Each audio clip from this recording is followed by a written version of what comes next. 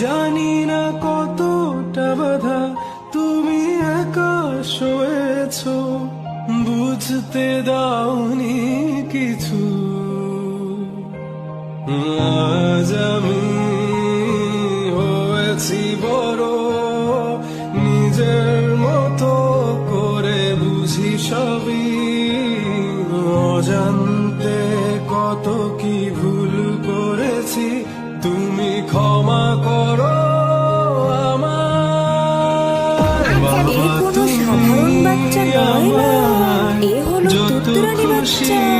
এর দুষ্টুমির লেভেল সাংঘাতিক।